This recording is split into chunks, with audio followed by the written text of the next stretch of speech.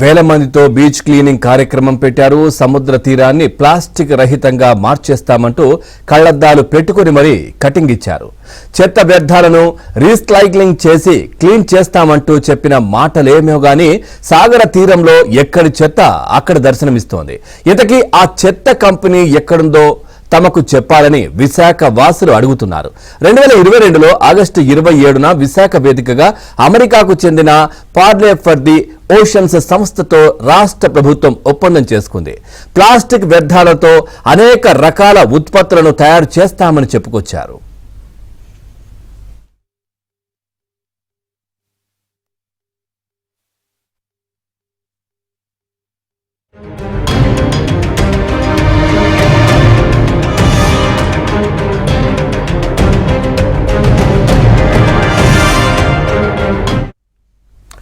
ఇక అమెరికాకు చెందిన NGO Parle for the oceans global alliance for sustainable planet works అనే 2 సంస్థలను పనిచేస్తున్నాయి. ఇక వీరితో రాష్ట్ర ప్రభుత్వం మున్సిపల్ శాఖ ప్రిన్సిపల్ సెక్రటరీ శ్రీలక్ష్మి స్వయంగా జగన్ సమక్షంలో ఒక ఒప్పందం చేసుకుంది.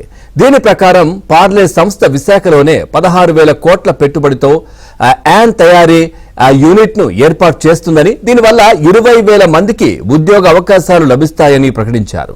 పార్లే ఫర్ ది ఓషన్స్ సంస్థ తీరం వెంబడి ప్లాస్టిక్ వ్యర్థాలను సేకరించడం, వాటిని ఇతర ఉత్పత్తుల తయారీకి అవసరమయ్యే ముడిసరుకు యాన్ గా మార్చి ఇక ప్రపంచంలో పేరొందిన Adidas, Mercedes Benz, Louis Vuitton, American Express వంటి కంపెనీలకు సరఫరా చేస్తుందని ముఖ్యమంత్రి స్వయంగా చెప్పారు.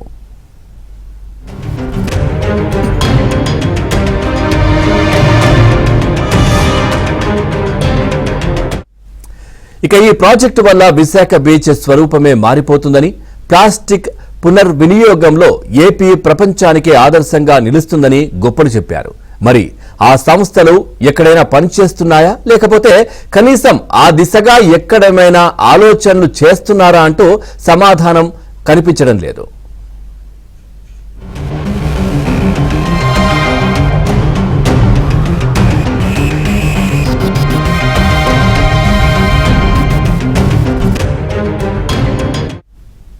ఇక సీఎం జగన్మోహన్ రెడ్డి ఎంతో గొప్పగా చెప్పిన ఆ కంపెనీ ఎక్కడుందో తమకు కనిపించడం లేదని, అది కూడా మరో ఫ్లోటింగ్ బ్రిడ్జ్ లాగే అయిపోయిందేమోనని అనుమానం వ్యక్తం చేస్తున్నారు విశాఖ వాసులు.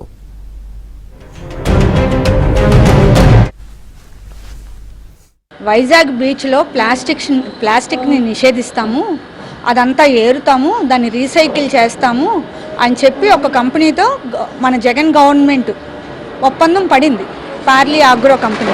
కానీ ఆ ప్లాస్టిక్ రీసైక్లింగ్ అది ఏం చేస్తున్నారో, ఆ కంపెనీ ఎక్కడుంది, అదేమీ ప్రజలకు కనిపించడం లేదు. ప్లాస్టిక్ యథాతథంగా బీచ్లోనే ఉంది. అలాగే ఫ్లోటింగ్ బ్రిడ్జ్ ఎలాగైతే 2వ రోజుకి కనిపించకుండా పోయిందో, ఇది కూడా అలాగే కనిపించకుండా పోయింది. పోనీ ప్రజలకు ఏమైనా మేలు చేస్తున్నారా అంటే ప్రజలకు చెప్తున్నారు, అమ్మ ప్లాస్టిక్ వాడకండి, దీనివల్ల జంతువులు చచ్చిపోతాయి, పక్షులు చచ్చిపోతాయి, మనకి ప్రాణహాని ఉంది అని చెప్తున్నారు. మరి ప్లాస్టిక్ తయారీని ఏమైనా నిషేధించారా? అది నిషేధించలేదు. గుట్కా కైనీ వాడకండి, గుట్కా తింటే కైనీ తింటే మీకు క్యాన్సర్ వస్తుంది, చచ్చిపోతారు అని చెప్తారు. మరి దాని తయారీని ఏమైనా నిషేధించారా? నిషేధించలేదు. అంటే ప్రజలకి మోసం చేస్తున్నారు, ప్రజల జీవితాలతో ఆడుకుంటున్నారు.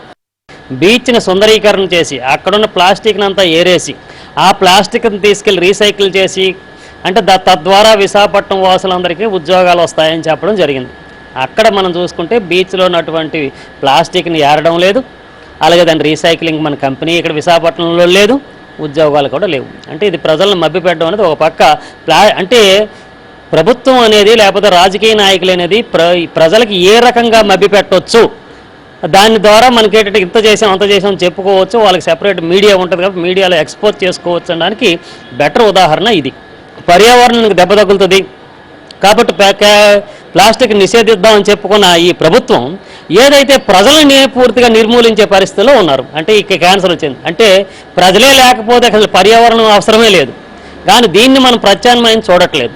మరి ఏంటి ప్లాస్టిక్ నిషేధం అంటే ప్రజలు మాత్రం మేము మాత్రం డబ్బులు సంపాదించుకోవడానికి లేకపోతే ఫ్యాక్టరీలు నడుపుకోవడానికి ఇలా దొంగచాటుగా అమ్ముకోవడానికి మాకు మాత్రం లైసెన్సులు ఉన్నాయి, ప్రజలు మారాలి అని చెప్పడం అనేది పూర్తిగా మన ప్రజాస్వామ్యానికే గొడ్డలు పెట్టి ఎప్పటికైనా ప్రజలు కళ్ళు తెరవకపోతే, ఇటువంటి మోసపూరితమైన మాటలను కానీ తిప్పి కొట్టకపోతే ప్రజలే నష్టపోతారు.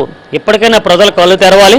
అలాగే ప్లాస్టిక్ నిషేధానికి 100% నా వంతు నేను సపోర్ట్ చేసినప్పటికీ ప్రత్యామ్నాయం కూడా చూపించవలసిన బాధ్యత ప్రభుత్వానిదే.